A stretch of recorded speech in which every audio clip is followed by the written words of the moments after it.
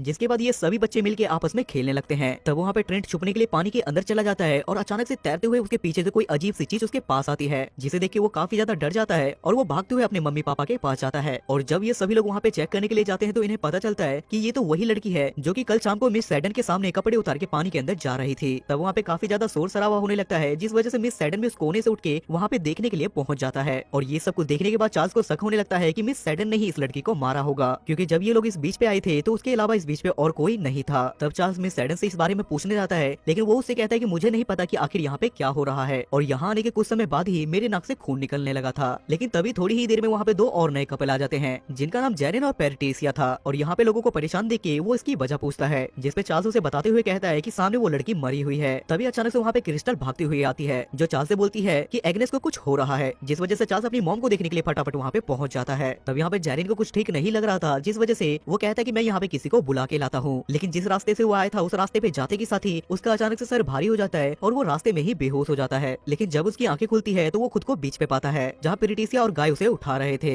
लेकिन थोड़ी ही देर में क्रिस्टल फिर से चिल्लाती है और वो चार्ल्स को यहाँ पे देखने के लिए कहती है। पर जब चार्ल्स वहाँ पे देखने के लिए जाता है तो उसे पता चलता है कि उसकी मॉम एग्नेस अब मर चुकी है। तब यहाँ पे जेरिन ट्रेंट और मैडॉक्स से उनकी एज पूछता है। तब ट्रेंट बताता है कि मैं 6 साल का हूँ और मेरी बहन मैडॉक्स 11 साल की है। लेकिन ये बात उसे मजाक लगती है, जिसपे वो पूछता है कि अब तुम अपनी असली उम्र बताओ। तभी वहाँ पे प्रिस्का अपने बच्चों को ढूंढने के लिए आती है और वो ट्रेंट और मैडॉक्स को देख के पहचान नहीं पाती, क्योंकि वो देखते ही देखते काफी ज्यादा बड़े हो गए थे। तब मैडॉक्स भागते हुए अपने पापा के पास जाती है और गले लग जाती है, जिसे देखने के बाद गाय को भी समझ में नहीं आता कि आखिर यहाँ पे हो क्या रहा है। तब उधर हम मिस सैडन को भी देख पाते हैं, जो कि वहाँ से भागने की कोशिश करता है। लेकिन ये देखने के बाद चार्ल्स भी उसका पीछा करने लगता है और चट्टान के बीच जाते के साथ ही ये दोनों वहाँ पे बेहोश हो जाते हैं। उसके बाद जब इन दोनों की आंखें खुलती है तो ये दोनों खुद को बीच पे पाते हैं, जहाँ पे ये सभी लोग आपस में बात करने लगते हैं कि उस पहाड़ों के बीच कुछ तो ऐसा है जिसकी वजह से लोगों को वहाँ पे अंधेरा छा जाता है। तब वहाँ पे प्रिस्का काफी ज्यादा परेशान होने लगती है और वो उन सभी से कहती है कि जल्दी से यहाँ से बाहर निकलने का रास्ता निकालो, मुझे अपने बच्चों को डॉक्टर को दिखाना है। अब यहाँ पे ये सब लोग काफी ज्यादा परेशान हो गए थे, जिस वजह से चार्ल्स एक चाकू उठा के मिस सैडन के फेस पे कट लगा देता है। लेकिन इसके बाद भी मिस सैडन रोते हुए कहता है कि मैंने यहाँ पे कुछ भी नहीं किया है। लेकिन तभी वहाँ पे सब नोटिस करते हैं कि मिस सैडन के फेस पे लगा हुआ कट एकदम से भर गया है और उसके फेस से सारे निशान भी गायब हो गए हैं। तब वहाँ पे जेरिन सबको बताता है कि अगर कोई यहाँ से तैरते हुए उस चट्टानों के पास जाए तो वो बाहर जाके यहाँ के लिए मदद ला सकता है। लेकिन पानी के इतने ज्यादा तेज बहाव के बीच में वहाँ जाना नामुमकिन था। तभी अचानक से देखते ही देखते प्रिस्का वहाँ पे बेहोश हो जाती है, जहाँ पे गाय सभी को बताता है कि उसके पेट में ट्यूमर है। तब वहाँ पे चार्ल्स कहता है कि हमें उसके पेट से ट्यूमर निकालना होगा वरना ये मर जाएगी। जिसके बाद वो उसके पेट पे कट लगाने की कोशिश करता है, लेकिन देखते ही देखते उसका घाव तुरंत ही भरने लगता है, जिस वजह से सब उसकी कट लगाने में मदद करते हैं और हाथ से उसके कट को पकड़ लेते हैं। और ट्यूमर बाहर निकालने के बाद प्रिस्का को फिर से होश भी आ जाता है और वो सभी से ये भी कहती है कि मैं पहले से बहुत ही ज्यादा अच्छा महसूस कर रही हूँ। उसके बाद हम मिस सैडन को देखते हैं, जो कि उस लड़की के पास उसकी बॉडी को देखने के लिए जाता है। लेकिन जैसे ही वो उसकी बॉडी से कपड़ा हटाता है तो वो काफी ज्यादा घबरा जाता है, क्योंकि उस लड़की की बॉडी पूरी तरीके से गल गई थी। लेकिन ये देखने के बाद प्रिस्का कहती है कि एक इंसानी शरीर को गलने में कम से कम 7 साल का समय लगता है। अब ये सब कुछ देखने के बाद इन्हें समझ आने लगा था कि यहाँ पे समय बहुत ही ज्यादा तेजी से चल रहा है और यहाँ पे हर घंटे उनकी उम्र लगभग 2 साल बढ़ रही है। तब ये लोग अपने बच्चे को ढूंढने लगते हैं और ये लोग देखते हैं कि कियारा अब प्रेग्नेंट भी हो गई है। अब देखते ही देखते कियारा का डिलीवरी का टाइम आ जाता है और ये सब कुछ देखने के बाद चार्ल्स काफी ज्यादा पागलों जैसी हरकतें करने लगता है। लेकिन वो बच्चा पैदा होते के साथ ही मारा जाता है, क्योंकि इतनी तेज बदलते हुए मौसम को वो बच्चा बर्दाश्त नहीं कर सकता था। अब ये सब कुछ देखने के बाद चार्ल्स यहाँ पे पागलों के जैसे हरकतें करने लगता है। तभी यहाँ से सीन चेंज होता है और अगले सीन में हम मैडॉक्स और क्रिस्टल को बातें करते हुए देखते हैं। तभी अचानक से वहाँ पे पैट्रिसिया जोर से चिल्लाती है और सब लोग वहाँ पे भाग के चेक करने के लिए जाते हैं, जहाँ पे चार्ल्स मिस सैडन को मार देता है। जिसके बाद गाय जानबूझ के चार्ल्स से वो चाकू ले लेता है ताकि वो किसी और का मर्डर ना कर दे। तब वहाँ पे हिम्मत करके जेरिन आगे बढ़ने लगता है और वो सभी से कहता है कि मैं तैर के यहाँ से बाहर जाऊंगा और तुम सभी के लिए मदद लाऊंगा। जिसके बाद वो पानी में वहाँ से आगे बढ़ने लगता है। जिसके बाद ये सभी लोग वहाँ पे आपस में बातें करने लगते हैं। तब गाय वहाँ सभी लोगों से कहता है कि हमारा यहाँ आना कोई इत्तेफाक नहीं है, बल्कि हमारा पासपोर्ट लेके पर्सनल गाड़ी में हमें यहाँ पे छोड़ा गया है। तब यहाँ पे मैडॉक्स पानी में नहाने के लिए जाती है, पर तभी अचानक उसके सामने एक लाश आ जाती है, जिसे देख के वो बहुत तेज चिल्लाती है। तभी सब लोग वहाँ पे देखने के लिए पहुँचते हैं और उन सभी को पता चलता है कि ये तो जेरिन की लाश है। उसके बाद हम कियारा और ट्रेंट को देखते हैं, जो कि आपस में बात कर रहे थे कि हम यहाँ से अब कभी नहीं निकल पाएंगे और हम शादी भी नहीं कर पाएंगे। जिस वजह से परेशान होकर कियारा चट्टान पे चढ़ने लगती है, जिसे देखने के बाद ट्रेंट और गाय उसे नीचे आने के लिए कहते हैं, लेकिन वो किसी की बात नहीं सुनती। लेकिन काफी ऊपर जाने के बाद गाय को भी ऐसा लगने लगता है कि कियारा वहाँ से ऊपर जा सकती है। लेकिन वहाँ से कुछ दूर आगे जाने पे कियारा थकावट की वजह से बीच में ही रुक जाती है। तभी ट्रेंट उन सबसे कहता है कि उसे कुछ हो रहा है और वो वहाँ से आगे नहीं बढ़ पा रही है। तभी कियारा वहाँ से नीचे गिर जाती है और उसकी डेथ हो जाती है, जिसे देखने के बाद ट्रेंट बहुत ही ज्यादा परेशान होता है। तब वहाँ पे गाय सभी से कहता है कि हम सभी लोगों को एक साथ ही रहना चाहिए, यही हम सबके लिए सही होगा। तभी ये लोग सामने नोटिस करते हैं कि पैट्रिसिया वहाँ पे एयर ट्यूब लेके पानी में जाने की कोशिश कर रही है और कहती है कि इसकी मदद से हम पानी में नहीं डूबेंगे। लेकिन तभी अचानक से पैट्रिसिया को दौरा पड़ जाता है और उसके मुंह से झाग निकलने लगती है। अब यहाँ पे गाय सोच ही रहा था कि आखिर उसके साथ क्या हो रहा है, तभी उसे धुंधला धुंधला दिखाई देने लगता है, जहाँ हमें पता चलता है कि उसकी उम्र बढ़ने की वजह से अब उसकी आंखें भी कमजोर हो गई है। वहीं दूसरी तरफ हम क्रिस्टल को देखते हैं जो कि अपनी बेटी कियारा को ढूंढ रही थी। तभी क्रिस्टल को बीच पे मिरर मिलता है और जब वो उस मिरर के अंदर अपना चेहरा देखती है तो उसे देखने के बाद वो डर जाती है, क्योंकि उसकी पूरी बॉडी पूरी तरीके से बदल चुकी थी और वो काफी ज्यादा बूढ़ी हो चुकी थी। वहीं हम प्रिस्का को भी देख पाते हैं जिसकी बढ़ती उम्र की वजह से उसे एक कान से सुनाई देना भी बंद हो जाता है। तब वो क्रिस्टल को बुलाने की कोशिश करती है, लेकिन क्रिस्टल वहाँ से भाग जाती है क्योंकि वो अपना चेहरा किसी को नहीं दिखाना चाहती थी। उसके बाद गाय और प्रिस्का आपस में बातें कर रहे थे, जहाँ पे गाय प्रिस्का को बताता है कि मुझे पता है कि तुम मेरे से डाइवोर्स क्यों लेना चाहती हो, दरअसल मैंने तुम्हारे मैसेजेस को पढ़ लिया था। तब प्रिस्का वहाँ पे गाय से कहती है कि मुझसे गलती हो गई और वो दोनों रोते हुए काफी ज्यादा इमोशनल हो जाते हैं। उधर ट्रेंट और मैडॉक्स को बीच में कुछ सामान मिलता है जिसमें वो अपने काम की चीजों को ढूंढने लगते हैं। तभी इन्हें वहाँ पे एक किताब मिलती है जिसके अंदर लिखा हुआ था कि इस बीच पे ऐसे रेडिएशन हैं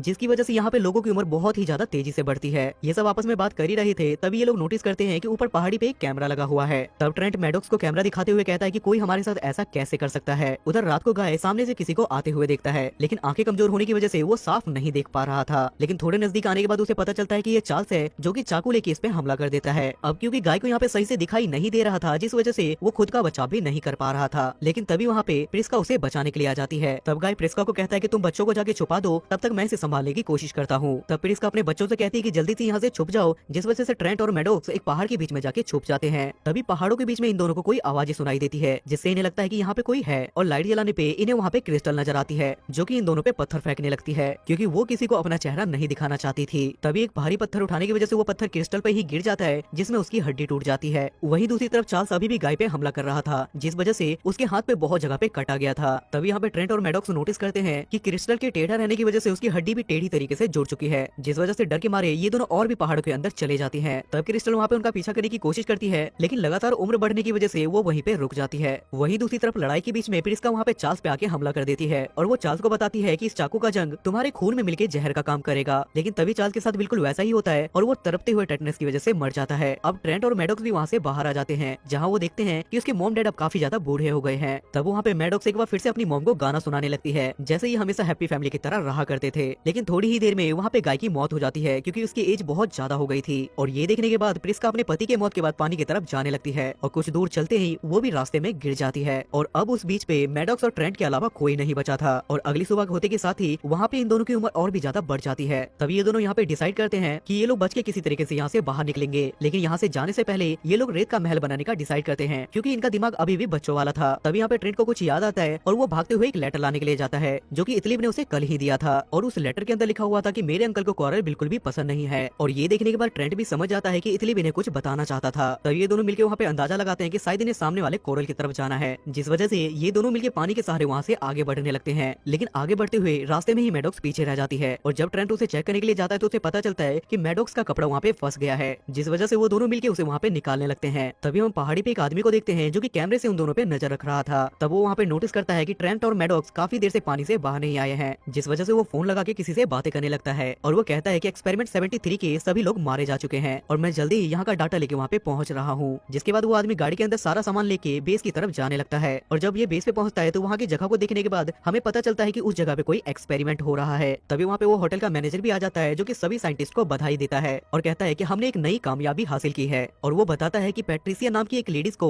8 घंटे 17 मिनट के बाद दौरा पड़ा था, और 16 साल के बाद हमने एक बीमारी पे जीत हासिल की है। जिसे देखने के बाद हमें ये भी पता चलता है कि ये लोग होटल आई गेस्ट को ड्रिंक में कोई दवाई देते हैं, और सालों बाद उनके साथ क्या होने वाला है उनका असर देखने के लिए ये लोग उन्हें बीच पर ले जाते हैं। और इस एक्सपेरिमेंट के बाद इनकी सक्सेस दवाइयाँ बनती है। उसके बाद हम होटल के अंदर एक आदमी को देखते हैं जो कि पुलिस ऑफिसर होता है। तब उसके पास आके कोई उसे बीच वाली किताब देके बोलता है कि ये सभी लोग गायब हैं। उसके बाद एक बार फिर से उस होटल के अंदर कुछ नए गेस्ट आते हैं, जहाँ पे वही मैनेजर सभी गेस्ट का वेलकम करता है, और यहाँ पे मैड्रिड एक बार फिर से उन गेस्ट के लिए ड्रिंक लेके आती है। तभी वहाँ पे कोई आदमी मैड्रिड से टकरा जाता है, जिस वजह से वो ड्रिंक्स नीचे गिर जाती है। तब मैड्रिड वहाँ पे कहती है कि कोई बात नहीं, मैं दूसरी ड्रिंक लेके आती हूँ। तभी हमें वहाँ पे ट्रेंट की आवाज आती है, जो कहता है कि ड्रिंक उसी ने गिराया है, क्योंकि उसी के अंदर दवाई डाली जाती है। वही वो पुलिस ऑफिसर भी इन्वेस्टिगेट करता है कि उस किताब में लिखे हुए सारे लोग मिसिंग है या नहीं। वहीं दूसरी तरफ हम ट्रेंट और मैडॉक्स को भी देखते हैं, जो कि सभी लोगों को बीच की सच्चाई के बारे में बताने लगते हैं, जिस वजह से सभी लोगों को इनके राज के बारे में पता चल जाता है। और यहीं पे हमें वो सीन भी दिखाया जाता है कि आखिर ट्रेंट और मैडॉक्स के साथ क्या हुआ था। दरअसल इन दोनों के पानी में ज्यादा देर रहने की वजह से इन पे नजर रखने वाले आदमी को लगता है कि शायद ये दोनों मारे गए हैं, जिस वजह से वो अपना सारा सामान लेके वहाँ से चला जाता है, और ये दोनों किसी तरीके से चट्टान के उस तरफ पहुंच जाते हैं। उसके बाद वो पुलिस ऑफिसर ट्रेंट और मैडॉक्स को उसकी आंटी के यहाँ छोड़ने के लिए जाता है, और ये मूवी यहाँ पे खत्म हो